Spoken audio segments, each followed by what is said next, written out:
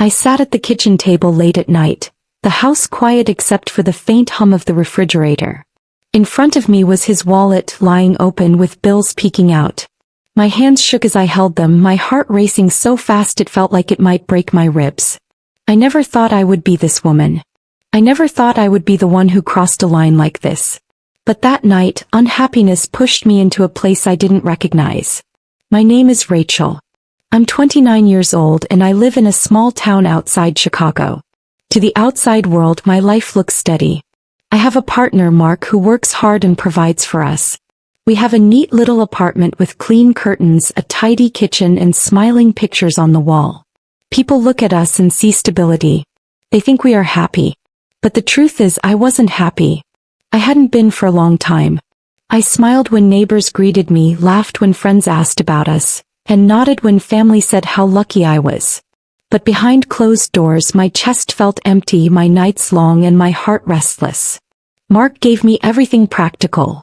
A roof over my head, food on the table, safety from chaos. But he didn't give me himself. He came home tired, distracted, his affection quiet and routine. The way he once looked at me with eyes that lit up like I was the only person in the world had faded into something dull, something heavy. And I carried that dullness with me day after day until it started to feel like I was invisible. I stayed because loyalty had always been my rule. I stayed because I thought leaving would mean failure. I told myself that if I kept showing up, if I kept giving, maybe one day the happiness would return. But it didn't. And the longer I stayed, the more my unhappiness turned into anger and then into something even worse. Numbness. So when I saw the money in his wallet that night, I did something I never imagined I would. I reached for it. My fingers closed around the bills, my chest heavy with guilt and relief at the same time. I wasn't proud. I wasn't even thinking clearly. I just wanted to feel like I had control over something, anything, even for a moment. That night, with his money in my hand, I realized my unhappiness had turned me into someone I didn't recognize. The next morning I woke up before Mark. He was still asleep, his arm resting across the pillow beside him. I looked at his face, calm and unaware, and the guilt from the night before hit me so hard I almost couldn't breathe. His money was hidden in my purse at the back of the closet, and all I could think about was how wrong it felt to know something he didn't. I moved quietly through the kitchen, making coffee, frying eggs, buttering toast, just like every other morning. From the outside, nothing had changed. If someone had walked into our home, they would have seen a perfect picture. A young couple with a cozy apartment, breakfast on the table, soft music playing from the radio. Looked like happiness. Looked like love. But inside I was falling apart. Mark sat at the table reading the news on his phone, occasionally glancing up to smile at me. His smile didn't reach his eyes anymore and mine didn't either. I felt like we were both actors, trapped in a play we didn't want to perform, but too afraid to walk off stage. For years I had told myself this was enough. That a safe life with Mark was better than a broken one without him. I convinced myself that the quiet between us was normal, that passion always fades, and that I should be grateful for what I had. And so I stayed. I cooked dinners, folded laundry, laughed at his jokes and kissed him goodnight. To the world I was a loyal partner. Inside I was a prisoner of my own promises. The apartment was tidy, almost too tidy. Everything in its place. White curtains, clean counters, neat photo frames of vacations where we had posed with fake smiles. Sometimes I looked at those pictures and barely recognized myself. In them, I saw a woman who wanted desperately to look happy, even when her eyes told the truth. Mark wasn't cruel. He didn't yell or belittle me. In fact, he did all the things a partner was supposed to do. Paid the bills, fixed the broken light bulb, asked if I wanted dinner from my favorite restaurant. But love isn't just about doing the right things. Love is about being seen. And I hadn't felt seen in a very long time. One evening he came home with takeout and a bottle of wine. He set the table, lit candles and pulled me into a hug. For a moment I thought maybe he had noticed the distance between us. Maybe he wanted to bridge the gap. We ate together, shared stories about our days and laughed softly. For the first time in weeks I felt a flicker of warmth. Then as he poured another glass of wine, he looked at me with a calm smile and said, "Rachel, I've been thinking. Maybe it's time we start planning for the future. Maybe we should buy a house, or even start a family." My heart stopped. Family. A house. He was talking about building on a foundation that already felt cracked. I forced a smile, nodded gently, but my hands trembled under the table. Inside my chest was screaming. I couldn't even breathe inside the life we already had. How could I bring a child into this silence?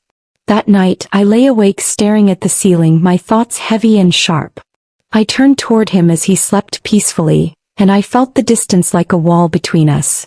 The room was dark, but the emptiness glowed inside me. The next morning as I folded laundry, I noticed his work jacket draped over a chair. I picked it up to hang in the closet, and as I did, a small folded paper slipped out of the pocket and fell to the floor.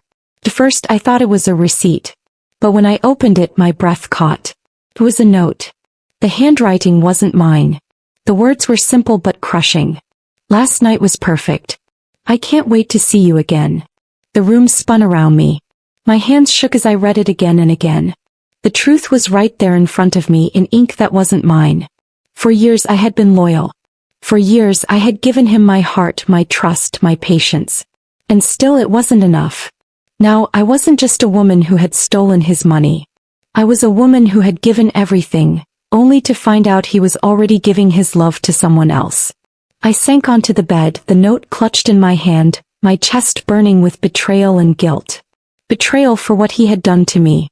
Guilt for what I had done to him. Our life looked perfect from the outside. But inside, it had become a beautiful prison. A cage of loyalty, silence, and lies.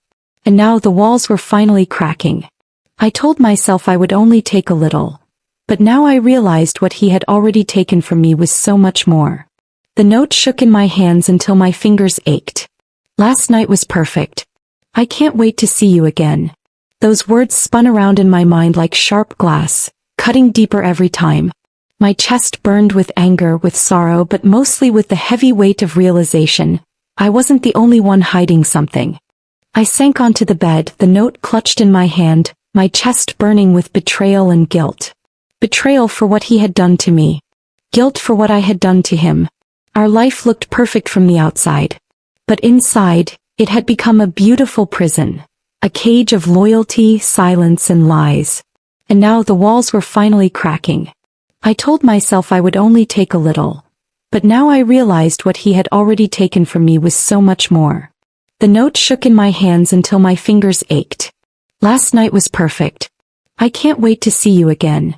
Those words spun around in my mind like sharp glass, cutting deeper every time. My chest burned with anger, with sorrow, but mostly with the heavy weight of realization. I wasn't the only one hiding something. About the way I made his lot. Then came long talks during my breaks, walks after my shifts, phone calls that stretched late into the night. Daniel wasn't perfect. He didn't have much money, didn't have a clear plan for his future. But he made me feel alive in ways I'd never felt before. His love was messy, passionate, full of fire. When he looked at me, I felt like the most important person in the world. I gave him everything, my time, my body, my dreams. And more than anything, my loyalty. Even when he struggled, even when friends warned me he wasn't reliable, I stayed. I told myself that love was about holding on through the storms. But then the storms got heavier. He started disappearing without telling me where he was. He borrowed money and never paid it back.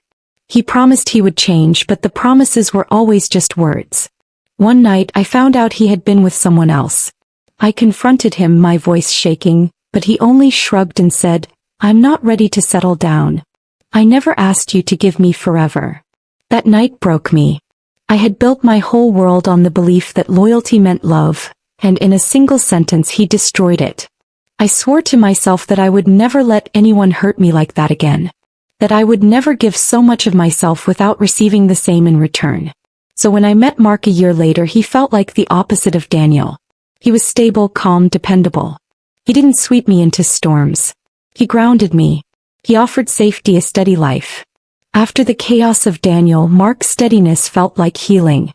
When he asked me out, I hesitated, afraid of being hurt again. But he was patient. He didn't push, didn't demand. He listened to me, remembered details, treated me kindly. And slowly I let myself believe this was what love should be. Not fire but security. Not storms but shelter.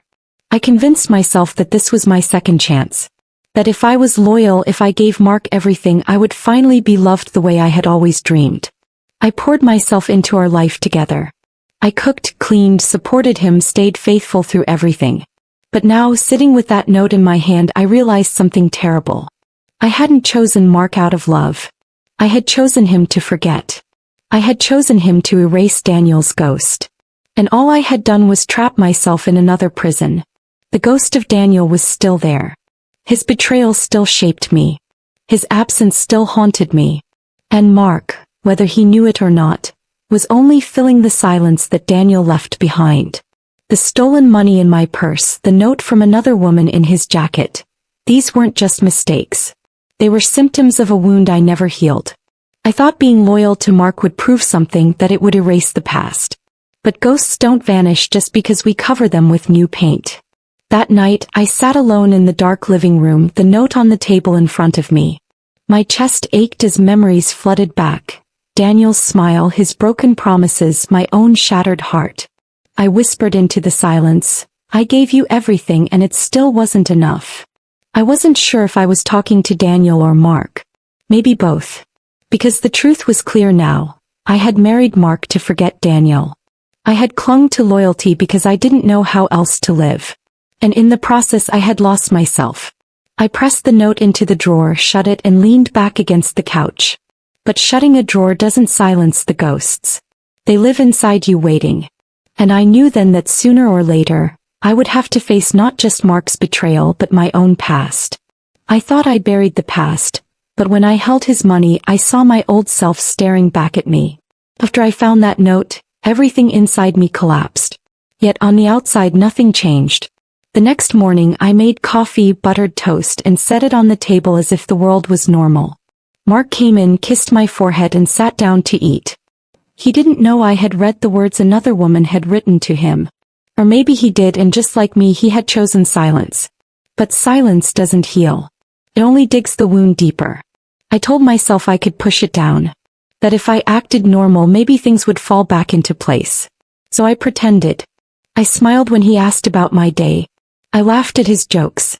I let him hold me at night even though his touch felt like it belonged to someone else. Inside I was screaming. And then there was my own secret. The money I had taken from him. The bills still hidden in my purse, pressed flat beneath old receipts. Every time I opened the closet I felt them staring at me. They weren't just money anymore. They were proof of my unhappiness, proof of the person I had become. I wanted to put them back, to erase what I had done, but the guilt chained me. So I carried the lie like a stone in my chest.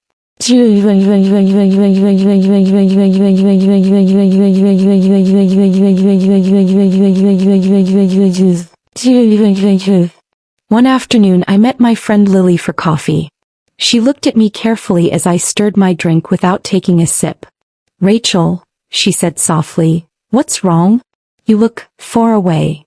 I forced a smile. "Nothing. Just tired." But she didn't believe me. Her eyes softened, her voice dropped. "You look like someone carrying a secret you can't live with." My throat tightened, and for a moment I almost told her everything. The note, the money, the silence eating me alive.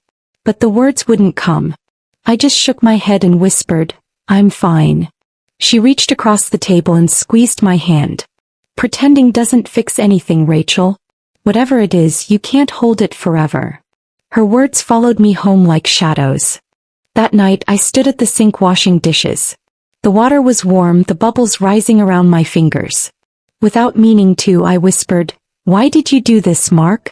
Why wasn't I enough?" I thought I was alone, but when I turned he was standing in the doorway. His eyes searched mine, steady and quiet. "Who are you talking to?" he asked. The plate slipped in my hands, clattering in the sink. My face flushed hot. "No one," I said too quickly. He didn't argue. He didn't shout. He just nodded slightly, then walked away. His silence was worse than anger. It was the silence of someone who already knew. From then on I avoided mirrors. Whenever I caught my reflection I didn't see Rachel anymore. I saw a woman hiding behind smiles, carrying secrets too heavy for her shoulders. I saw someone who had lost herself in loyalty, betrayal, and guilt.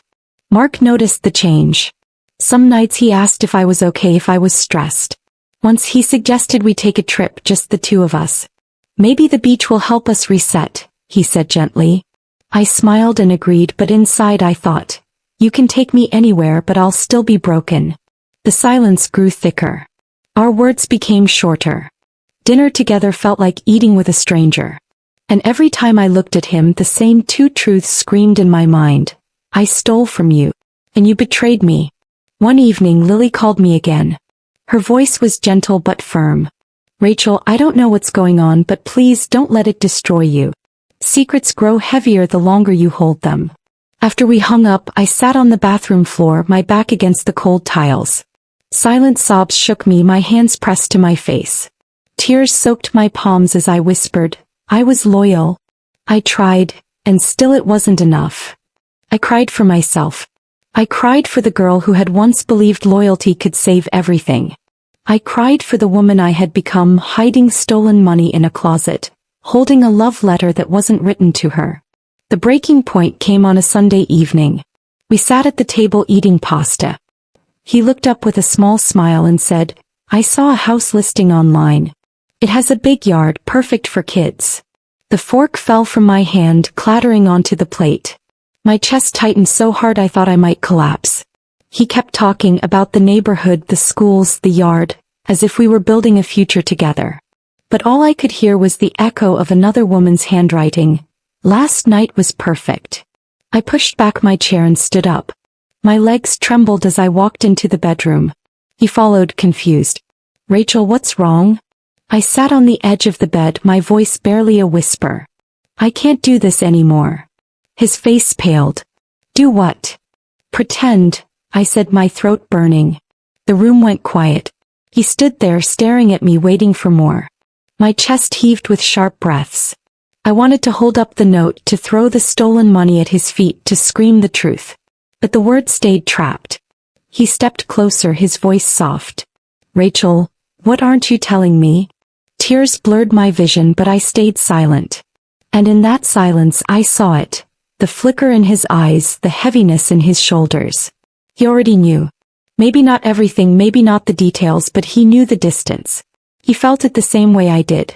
That night, after he fell asleep, I lay beside him with tears sliding silently down my face. The silence between us was louder than any argument could ever be. And I finally understood. Pretending hadn't saved me. Pretending had destroyed me. She said I looked like someone carrying a secret I couldn't live with. That's when I knew, pretending was killing me. The silence between us grew so heavy, it felt like a third person living in our home. Every dinner, every night on the couch, every morning coffee, it was there pressing down on my chest. I couldn't pretend anymore. I couldn't keep carrying two lies, the money I stole and the note I found. One evening, Mark sat at the table reading while I cleaned the dishes. The weight of my secrets burned so fiercely inside me, I felt I would collapse if I didn't let them out. My hands shook as I dried the last plate. Finally, I set the towel down, turned to him and said, Mark, we need to talk. He looked up slowly, his eyes steady but tired. Hey. About what? My throat tightened. I sat across from him, my fingers twisting together. For a moment I almost turned back. But then I remembered Lily's words. You can't hold it forever. I took a breath so deep it hurt. I took something from you. He frowned. What do you mean? My eyes filled with tears. Money. From your wallet. I don't even know why I did it. I wasn't happy and I felt so lost. And I thought, my voice cracked. I thought taking it would make me feel in control just for a moment. The silence that followed was unbearable. I couldn't read his face. He didn't shout. He didn't slam his fist. He just sat there looking at me. Finally he nodded slowly. I know. My heart stopped. You knew. He looked down at his hands, his voice quiet. I noticed. I waited thinking maybe you would tell me. I didn't want to believe you could hide it from me. Tears poured down my cheeks. I'm so sorry, Mark. I never meant. He lifted his hand gently, stopping me. His eyes met mine, filled with a kind of sadness I had never seen before. Rachel, it's not just about the money. It's about the space between us. The silence. The way we've been living like strangers. I buried my face in my hands. I don't even know who I am anymore. He sighed, his voice breaking. Neither do I. For a long time we just sat there in the quiet. I wanted him to scream, to throw the note in my face, to give me the punishment I thought I deserved. But instead his words were soft, almost tender. I already knew, Rachel. I just wanted to hear it from you. I wiped my eyes, my voice shaking. And now. He leaned back in his chair, his shoulders heavy. Now I know we can't keep living like this. We've both been pretending. You're not happy. And he paused, his voice trailing into silence. I failed you too. I looked at him, my chest aching. Do you love me? He didn't answer right away. His silence was louder than words. Finally he whispered, I care for you. I always will. But love the way it used to be? I don't know anymore. Those words pierced deeper than any betrayal. Because I had been clinging to the hope that if I stayed loyal, love would come back. But now I saw it clearly, it was already gone. I stood slowly, my legs weak. Then maybe I should go. He didn't move to stop me. He just nodded, his eyes glistening. As I walked toward the door with trembling hands, he spoke one last time. Rachel. I turned. His voice was soft, almost a whisper. Thank you for not lying one last time. The tears blurred my vision as I opened the door. My chest broke open, but there was no anger in his face, only sorrow. Quiet, heavy sorrow. And as I stepped into the night air, I realized we hadn't lost each other in a single moment. We had been losing each other for years, piece by piece, until there was almost nothing left. I left. And as I closed the door, he said, Thank you for not lying one last time. When I closed the door that night, the world outside felt strangely quiet. The air was cool against my face, the street empty, the lights from nearby houses glowing softly. I carried nothing with me except a small bag and the weight of what I had lost. For the first time in years, I was truly alone. I moved into a small apartment a few miles away. The walls were bare, the furniture secondhand, the rooms echoing with emptiness. But somehow that emptiness felt cleaner than the silence I had lived in before. It wasn't heavy. It wasn't hiding anything. It was just mine. At first the loneliness was sharp. I woke in the middle of the night reaching for a body that wasn't there. I cooked meals and sat at the table with only one plate, the silence pressing against me. Some nights I cried until my pillow was wet, whispering apologies into the dark. Apologies for the lies, for the money, for all the times I had smiled when I wanted to scream. But slowly the tears grew fewer. Slowly the silence became less of an enemy and more of a teacher. I began to write in a journal every morning, pouring out every thought I had kept buried for years. I walked through the park near my apartment, breathing the fresh air, watching children play, dogs run, couples laugh. Sometimes it hurt to see, but other times it gave me hope. One evening, while unpacking the last of my boxes, I found the purse I had hidden in the closet. Inside were the bills I had taken from Mark. My hands shook as I held them, just like that first night. But this time the money didn't feel like control. It felt like a wound I had carried too long. The next day I wrote him a letter. I told him I was sorry, not just for the money but for the lies, for the silence, for staying when I should have spoken. I put the money inside the envelope and mailed it. I don't know if he ever opened it. I don't know if he ever read my words. But sending it was the only way I knew how to close that chapter.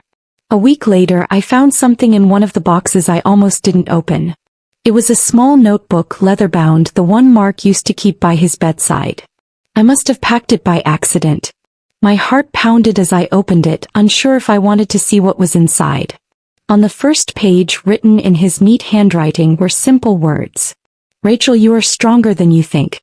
I hope one day you'll believe it. Tears filled my eyes, but this time they weren't just from pain.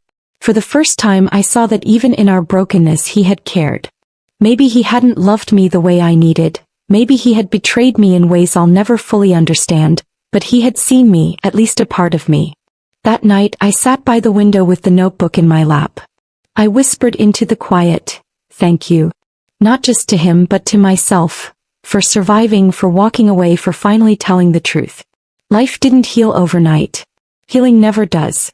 But step by step I learned to breathe again. I learned to sit with silence without being afraid of it. I learned that loyalty isn't about staying no matter what. It's about being true first to yourself and then to others. Some nights I still think about him. I still think about the life we built, the lies we lived, the night it all fell apart. But now those memories don't crush me. They remind me of who I was and who I refuse to be again. If you've ever made mistakes because you were unhappy, if you've ever carried a secret you thought would kill you, I want you to know, you're not alone. I was there. I lived it. And I'm still here learning, healing, growing. And maybe one day I'll look back at this chapter not with shame but with gratitude, for teaching me that pretending doesn't heal you. Truth does. If you've ever felt like me, you're not alone. Tell me your story in the comments.